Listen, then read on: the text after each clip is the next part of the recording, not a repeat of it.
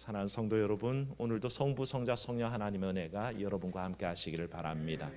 오늘은 말씀드린 대로 교회력의 마지막 주일이자 또 추수감사 주일입니다. 그리고 우리 교회가 51주년 되는 날이기도 합니다.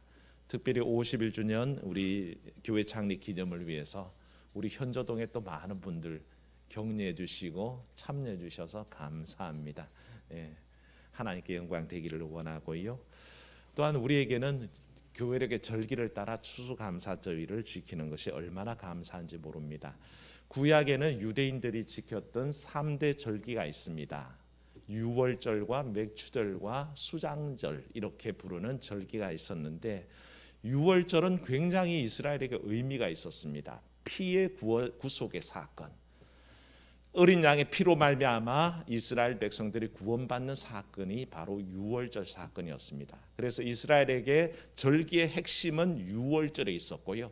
하나님께서 유월절을 기뻐하셔서 이 유월절부터 한 해의 첫날이 되게 하라, 첫 달이 되게 하라, 그렇게 해서 달력을 바꿔버리셨던 사건이 유월절이고요.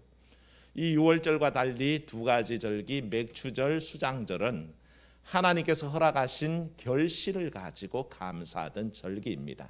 그래서 밀과 보리의 첫 수확을 감사하던 절기가 맥추절인가 하면, 수장절은 하나님께서 한 해의 가을거지를 통해서 한 해 동안 주신 모든 수확을 거둬들이고 창고에 저장한 다음에 감사를 돌렸다 그래서 수장절이라 부르기도 하고, 또 이 수장절이 의미하는 것은 광야에서 지낼 동안에 장막에 살게 하시고 그 가운데도 인도하셨다 하는 것을 감사하기 위해서 장막절이다, 초막절이다 그렇게 부르기도 했습니다. 그래서 수장절, 장막절, 초막절이 다 같은 말인데, 이 수장절의 전통이 사실은 오늘날 추수감사주일로 이어져 있는 것이 사실입니다. 특히 한국 교회에 전래되어 있는 추수감사주일은 미국 교회의 영향을 받은 것이 큽니다. 그대로 물려받았습니다. 우리가 익히 아는 바와 같이 첫 번째 추수감사주일은 영국의 일단의 청교도들이 신앙의 자유를 얻기 위해서 메이플라워호를 타고 신대륙으로 건너가면서 발생하게 됩니다. 배를 타고 신앙의 자유를 찾아갔던 그들 102명, 사실은 굉장히 이쁜 이름을 가진 배를 탔죠. 메이플라워, 5월의 꽃, 봄꽃. 우리 집 사람 별명이 봄꽃 아닙니까? 이쁜 이름을 가진 배를 타고 신대륙으로 건너갔지만 사실은 그렇게 아름다운 항로가 아니었습니다. 굉장히 고생하면서 건너갔고요. 그리고 도착해서 한 해 겨울을 나는데 그 혹독한 겨울에 사실은 2-3개월을 겨울을 나는 동안에 절반이 죽어버립니다. 그래서 102명이 건너갔지만 단 50명만이 생존하고 남았던 기록이 있고요. 긴 겨울 내내 칠면조와 사슴을 사냥해서 겨우겨우 버텨내며 살았습니다. 그렇게 해서 따뜻한 봄날이 찾아오자 그들은 땅을 개간하고 씨를 뿌렸습니다. 그야말로 눈물로 씨를 뿌렸고요. 그래서 그 해에 마침내 기쁨으로 단을 거둔 다음에 하나님께 감사의 제사를 드렸던 것을 봅니다. 이때 그들의 신앙 고백이 있습니다. 엄동설안의 황무지에서 살아남은 것은 하나님의 은혜가 아니었으면 불가능한 것입니다. 이 고백이 그들 가운데 있었고, 그래서 그들은 추수감사 예배를 드렸습니다. 이게 추수감사절의 기원이 된 거죠. 사흘 동안 축제를 열면서 지냈는데 첫날에는 온종일 찬송과 예배로 하루를 보냈습니다. 기쁨을 하나님 앞에 감사드리며 찬송과 예배가 가득 찬 하루가 보냈고, 둘째 날에는 칠면조 요리, 감자, 옥수수 요리를 해놓고 온 이웃들이 함께 모여서 나눠 먹는 일들을 했고요. 셋째 날에는 주변의 인디언들을 초청했습니다. 그래서 인디언들과 같이 음식 나누면서 친교를 나눴는데, 그때 90여 명의 원주민들이 이제 초청을 받고 왔는데 바리바리 손에 들고 온 게 칠면조 요리와 호박파이를 들고 와서 나눠 먹었다고 합니다. 그래서 미국에서는 아직도 추수감사주의를 지내면 무슨 요리요?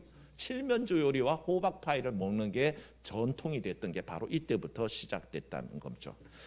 이 첫 번째 추수감사절은 굉장한 큰 의미가 있습니다. 처음 11월 중순에 도착해서 긴 겨울을 나는 동안에 이때는 고통의 시간입니다. 이 3개월을 지나가는 동안에 동료들의 절반이 추위와 굶주림에 죽어나가는 겁니다. 이게 얼마나 혹독하겠습니까? 신앙의 자유를 찾아서 넘어온 땅인데 거기에서 신앙의 자유를 만끽하기는커녕 참으로 원망스럽게 하나님께서는 왜 이런 고통을 주실까? 왜 신앙의 자유를 찾아온 우리들에게 이와 같이 추위와 배고픔으로 죽게 하실까 하는 원망이 생길 것 같은 시간들을 보낸 거죠. 죽음이 늘 가까이 있었습니다. 왜? 2, 3일에 한 명씩은 죽어나가니까요. 그렇게 어려운 긴 해를 보냈습니다. 그렇게 봄을 맞이하지만 봄에 씨를 뿌려서 씨를 뿌리면 금방 납니까? 한 달 만에 납니까? 아니요. 긴 시간을 기다려야 합니다. 수확할 때까지 기다린 그 동안이 참으로 고통이었고요. 그때 어떻습니까? 그때 누가 뭐라 그래도 생존이 먼저 아닙니까? 살아남아야 될 거 아닙니까?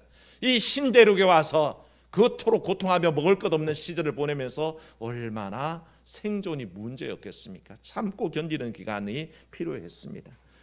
그런데 놀라운 것은요, 하나님을 원망할 수도 있을 것 같고 하나님께 대해서 불평이 나올 수 있을 그때에 그들은 그렇게 하지 않습니다. 그 척박한 때를 지냈는데 제일 먼저 그들은 통나무를 잘라다가 교회를 짓습니다.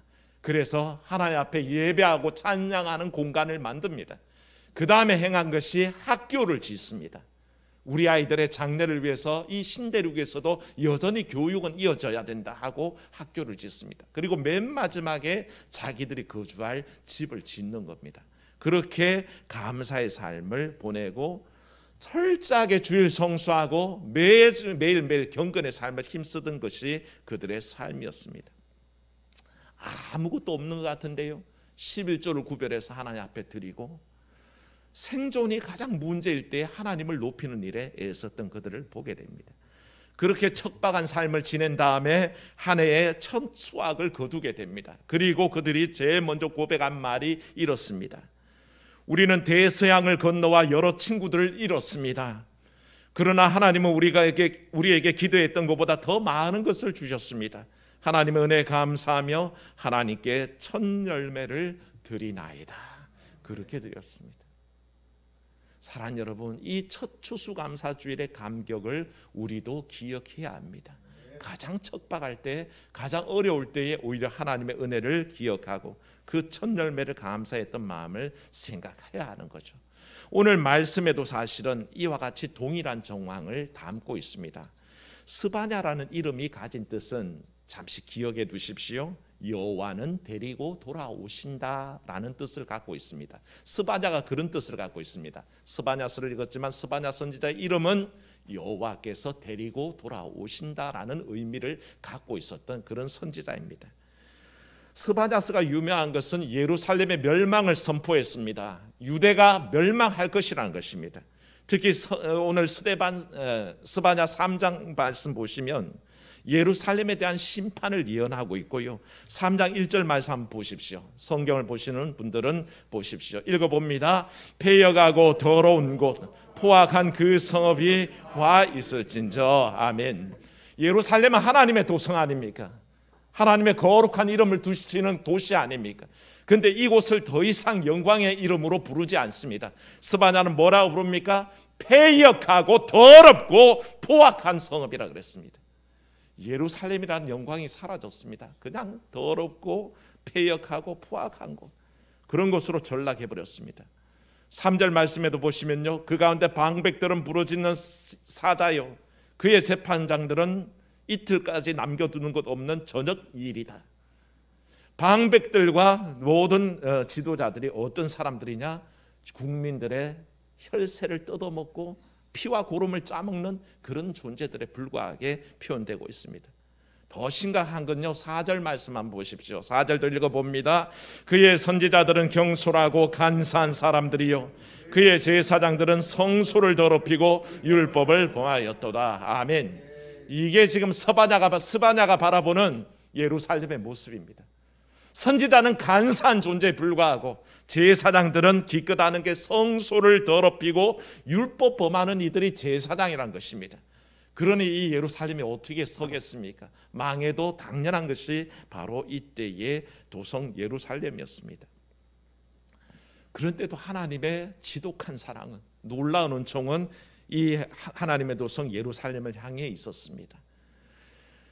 이사야를 통해서 말씀하시기를 모든 것이 망해도 그루터기는 남긴다고 하셨는데, 스바냐에도 똑같은 메시지를 허락하신 것이 뭐냐 하면, 오늘 읽진 않았지만 12절 말씀에 보면 하나님께서 내가 곤고하고 가난한 백성을 내 가운데 남겨두리니 라고 얘기했습니다. 가난하고 곤고한 백성들 남겨두겠다라고 표현하셨고요, 그 말씀이 13절에 이어지면 이스라엘의 남은 자라고 표현합니다. 가난하고 곤고한 이들, 마음에 심령에 애통함이 있는 사람들, 심령이 가난한 자들, 그 이스라엘에 남겨진 자들이 여전히 남아있다라고 그렇게 말씀하시고, 그 말씀이 오늘 말씀으로 이어져서 그런 이들을 위해서 결국엔 돌아오게 하신다는 겁니다. 멸망당할 예루살렘이지만 그 속에 희망이 있었고, 하나님은 회복과 유다의 남은 이들이 돌아올 것을 약속하셨습니다. 그래서 스바냐 선지자를 통해서, 그 이름을 통해서 증거되는 게 여호와께서는 데리고 돌아오신다라는 이름을 남겨두신 겁니다. 하나님의 백성들을 남겨서 데리고 오신다는 거죠. 어떤 은총을 주셨습니까? 19절의 말씀 보면요, 반복되는 19절과 20절에 반복되는 말씀이 있습니다. 뭐냐 하면, 첫째는 따라합시다. 쫓겨난 자를 다시 모을 것이며 칭찬과 명성을 얻게 하신다. 이게 하나님의 은총이었습니다. 하나님의 계획이었습니다. 멸망할 예루살렘, 다 흩어질 예루살렘, 바벨론으로 포로로 잡혀갈 예루살렘, 그런데 하나님의 은총은 계획하셨습니다. 그들을 다시 불러 모아 드릴 것이고, 그 폭삭망한 백성들을 하나님께서 칭찬과 명성 듣게 하시겠다 약속하신 거죠. 이 말씀이 20절에도 그대로 다시 한번 반복됩니다. 하나님께서 다시 너희의 사로잡힌 가운데서 돌이킬 것이고 천하 만민 가운데서 명성과 칭찬을 얻게 하실 것이다. 그게 하나님의 약속이었습니다. 말씀하냐 이런 그대로 여호와께서 데리고 돌아오시는 역사를 선포하신 거 아니겠습니까? 사랑하는 여러분, 이 하나님의 선포가 누구에게 일어난다 그랬습니까? 첫 번째는 곤고하고 가난한 백성이요, 또한 다른 의미로 이스라엘의 남은 자에게 그와 같은 일이 있다는 것입니다. 이사야를 통해서 말씀하신 그루터기들이 바로 이와 같은 복을 누린다는 것인데, 이들을 일컬어서 오늘의 말씀의 제목처럼 또 하나의 칭호가 있습니다. 한번 따라하겠습니다. 절기로 말미암아 근심하는 자들. 굉장히 이해가 안 가는 말씀이죠. 절기 때문에 근심한다? 왜 절기 때문에 근심하지? 추수감사절에 헌금이 없어서 그러나? 부활절에 교회 가야 되는데 입을 옷이 없어서 근심하나? 우리는 보통 그렇게 받아들이잖아요.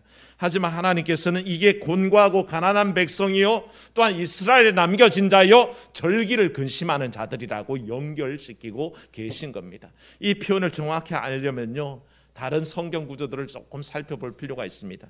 이와 유사한 표현이 있는데 이사야 9장 4절을 보면요, 이런 말씀이 있습니다. 이에 이스라엘의 하나님의 말씀으로 말미암아 떠는 자. 한번 따라합시다. 말씀으로 떠는 자. 말씀이 무섭습니까? 왜 떨까요? 하나님 말씀 듣는데 왜 떨고 있을까요? 하나님을 두려워한다는 뜻입니다. 그 말씀 앞에서 내가 떨리고 두려운 마음을 가졌다는 겁니다. 이 말씀이 내가 하나님을 경외하고 두려워한다는 고백입니다. 하나님 말씀 앞에서 떠는 자가 바로 절기로 인하여 근심하는 자입니다. 바벨론으로 포로로 잡혀가서 하나님 앞에 예배할 수 없게 될까? 절기를 지킬 수 없을까? 이 근심 때문에 밤낮 근심하며 하나님 앞에 예배하기를 사모하는 이들이 바로 절기로 말미암아 근심하는 자라 그랬습니다. 그러니까 우리가 생각하는 두려워하는 자, 떠는 자, 근심하는 자, 이 모든 의미는 다 다른 의미입니다. 이들은 나에게 닥친 환난과 고통 때문에 떠는 자가 아닙니다. 생계의 어려움과 혹독한 겨우살이 때문에 두려워하는 사람들이 아닙니다.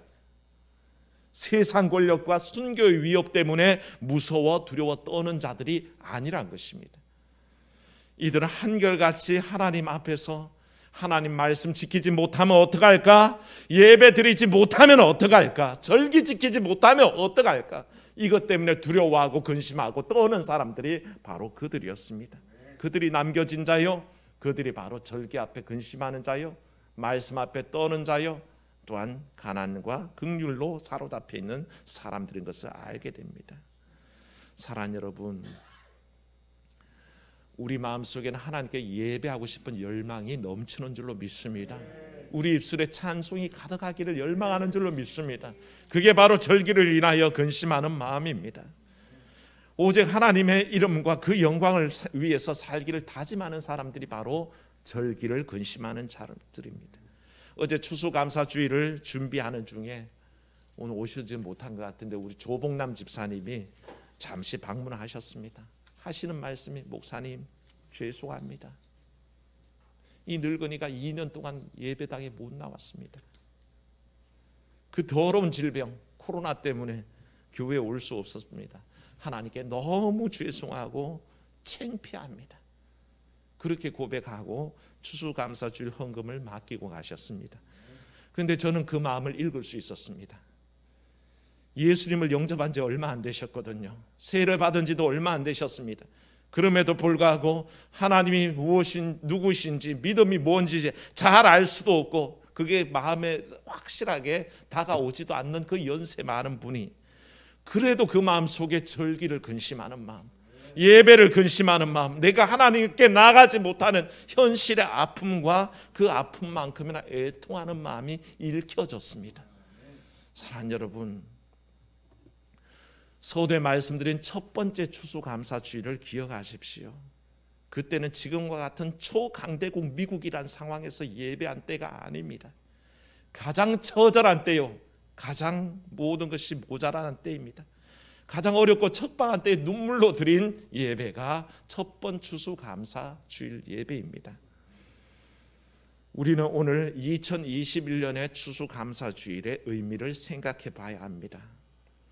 첫 번 추수감사주일이 혹독한 현실에서 드린 감사 예배라면 오늘 우리가 드리는 예배는 코로나의 혹독함 속에 드리는 예배입니다. 하지만 우리가 애통하는 마음을 담고 있고 우리가 절기를 근심하는 마음을 담아서 드릴 때 하나님께서 우리의 눈물과 우리의 찬송과 우리의 감사를 받으실 줄로 믿습니다.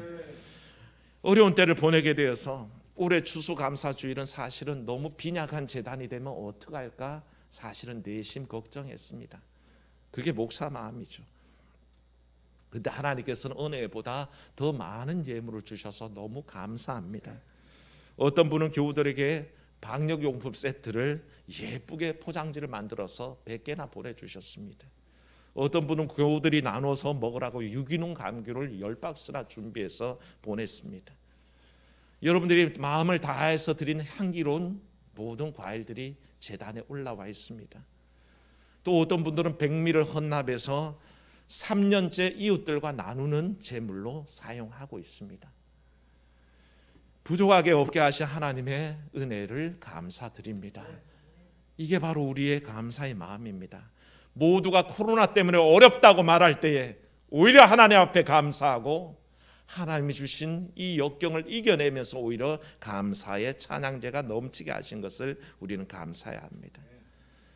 사랑하는 여러분,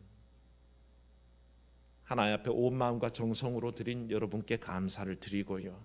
또 우리는 하나님 말씀 따라서 앞으로도 열심히 말씀 앞에 떠는 삶, 절기를 근심하는 삶, 그 마음으로 하나님께 감사 찬송 돌리는 삶을 살아야 할 것입니다. 이런 마음을 가진 자들에게 하나님은 축복을 선포하셨습니다. 뭘 하셨습니까? 우리가 자주 부르는 복음성가인데요. 너의 하나님 여호와가 너희 가운데 계시니 그는 구원을 베푸실 전능자이시라. 그가 너로 말미암아 기쁨을 이기지 못하시며 너를 잠잠히 사랑하시며 너로 말미암아 즐거이 부르며 기뻐하시리라 하리라. 아멘.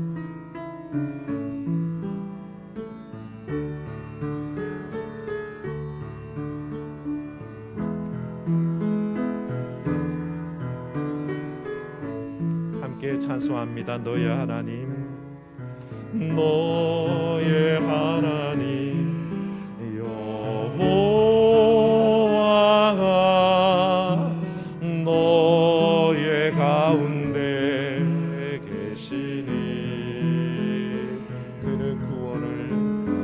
그는 구원을 베푸실 전능자 전능자시라.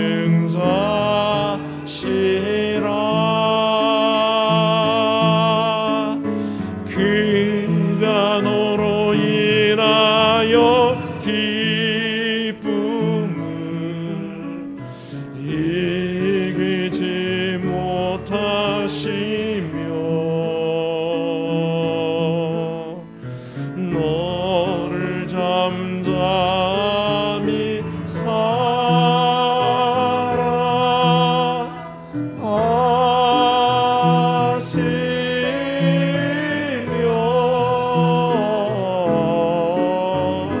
즐거이 부르며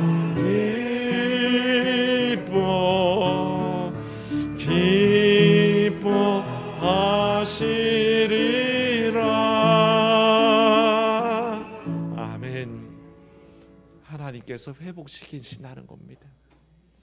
한때는 폐역한 곳, 더러운 곳, 포악한 곳이었는데 이제 하나님께서 그 이름을 기뻐하시고 즐거이 불러주시고 기뻐하신다는 겁니다. 그 이름 때문에 기뻐하실 거고 그 예루살렘을 기뻐하실 거고 14절의 말씀대로 시온에 따라 이스라엘아 예루살렘에 따라 다시 회복시키는 놀라운 부름을 주신다고 그랬습니다. 사랑하는 여러분, 절박한 중에 드리는 이 감사가 하나님께 상달되며 하나님 우리의 이 감사 속에 함께 하셔서 기쁨과 즐거움을 우리와 함께 나누시리라 확신합니다. 그런 은혜가 이 추수감사절에 있기를 축원합니다.